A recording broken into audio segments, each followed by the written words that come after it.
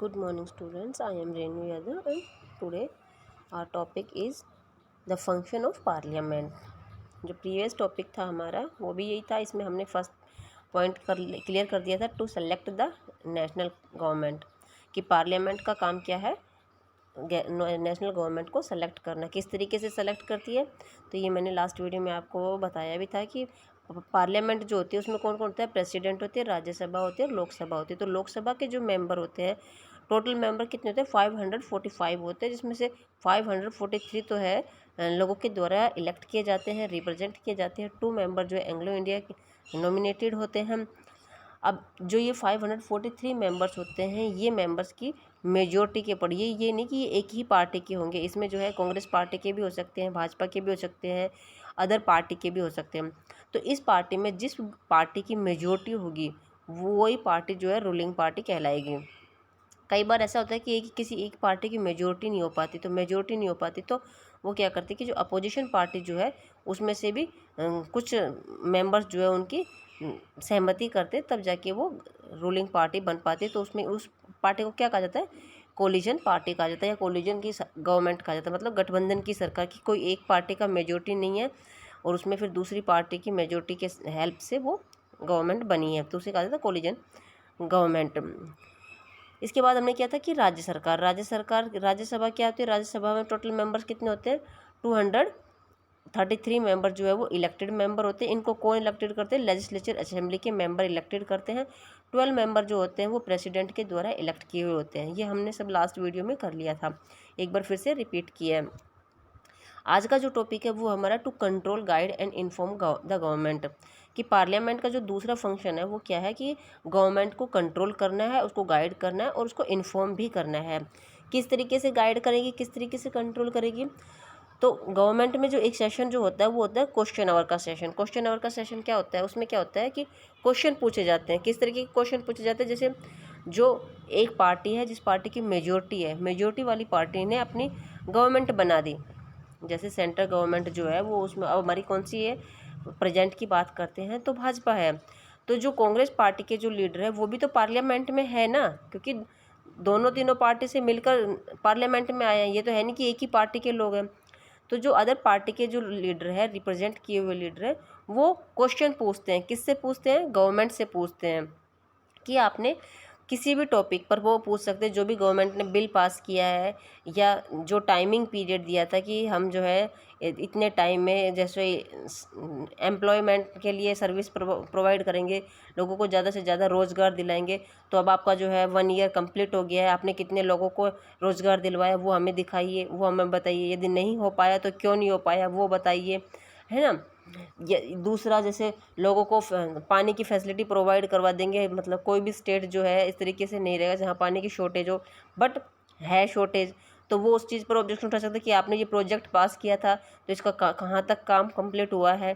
तो इस तरीके से जो रूलिंग पार्टी जो होती है उससे जो अपोजिट पार्टी होती है वो क्वेश्चन पूछ सकती है।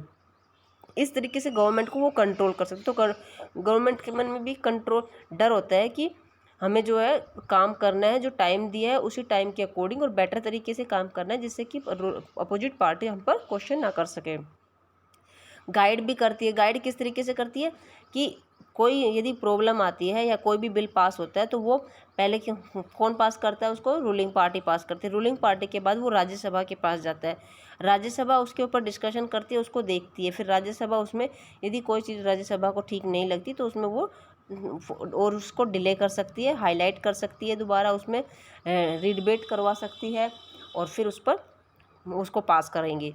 तो इसलिए इस पर गाइड भी होती है, इन्फॉर्म भी करती है। यदि राज्यसभा के पास यदि कोई दूसरा टॉपिक है, अपोजिशन पार्टी के पास कोई इस तरीके की मान ली आइडियाज़ है जिसे वो लागू करने से वो ज़्यादा बेटर फील होगा या लोगों को फ़ायदा होगा, तो वो इस तरीके की इन्फॉर्मेशन भी उनको दे सकती है। हो गया क्लियर।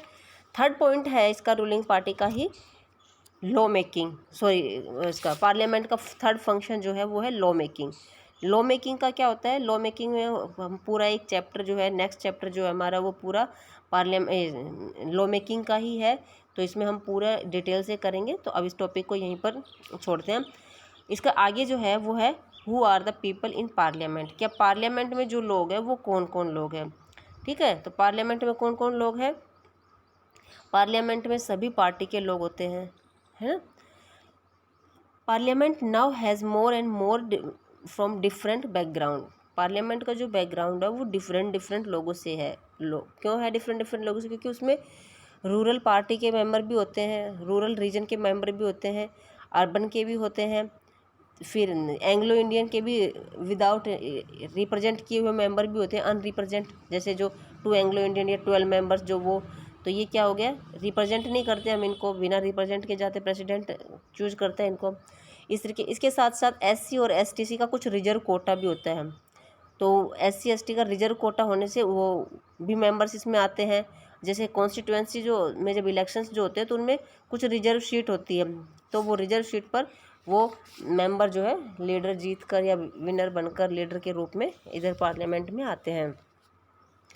इसके साथ साथ वुमेन का भी, कि देखो जैसे इंडिया की बात करते हैं या किसी भी कंट्री की, तो जितने 50% जेंट्स है तो 50% वुमेन है, मेल और फीमेल जो है 50-50% है ना। बट जब पार्लियामेंट की बात करते हैं तो प्रेजेंट में पार्लियामेंट में केवल 11% ही वुमेन है। तो ये क्वेश्चन बना हुआ है अभी कि वुमेन जब 50% है कंट्री में, तो पार्लियामेंट में उसको केवल 11% ही कोटा क्यों दिया गया है, उसके ऊपर भी अभी डिबेट चल रही है। It has more recently has they suggested that the here should be reservation of seat for women, कि वुमेन के लिए सीट रिजर्वेशन की गई है और उसमें 11% ही अब तक जो है आ पाई है। This issue till being the debates, और इस पर डिबेट होता है। 60 ईयर्स अगो यदि बात करते तो उस टाइम एमपी में वुमेन की सीट केवल 4% ही होती थी, बट आज जो है आफ्टर 60 ईयर्स जो है 11% तक हो गई है। और इस पर डिबेट चल रही है कि 50% यदि वुमेन है तो 11% की 50% ही होनी चाहिए पार्लियामेंट में भी, ठीक है। Unresolved questions about the better of the democracy system, तो डेमोक्रेसी जो है उसमें रिप्रेजेंट किए हुए जो लोग होते हैं उससे कुछ अनसोल्व क्वेश्चंस भी हम कर सकते हैं, मतलब कुछ नए क्वेश्चंस भी हम उसमें डाल सकते हैं, पूछ सकते हैं। The fact that we can ask the question and are working towards the answer the reflection of the system, और जो हम क्वेश्चन करेंगे चाहे वो वर्क के रिलेटेड हो या किसी भी रिलेटेड, तो जो अपोजिट पार्टी ने जो क्वेश्चन किया तो रूलिंग पार्टी ने उनके आंसर जो है देने पड़ेंगे। ये नहीं कि वो रूल कर रही है तो उसके पास पावर है कि वो कुछ भी करती रहेगी, नहीं, उसको कंट्रोल करने के लिए हमारी अपोजिशन पार्टी है। तो ये हमारा जो चैप्टर था कंप्लीट हो गया है। नेक्स्ट वीडियो में हम जो है पूरा एक चैप्टर करेंगे लॉ मेकिंग पर ही, अंडरस्टैंडिंग लॉ। तो ये पूरा एक चैप्टर हमारा कंप्लीट हुआ। Have a nice day.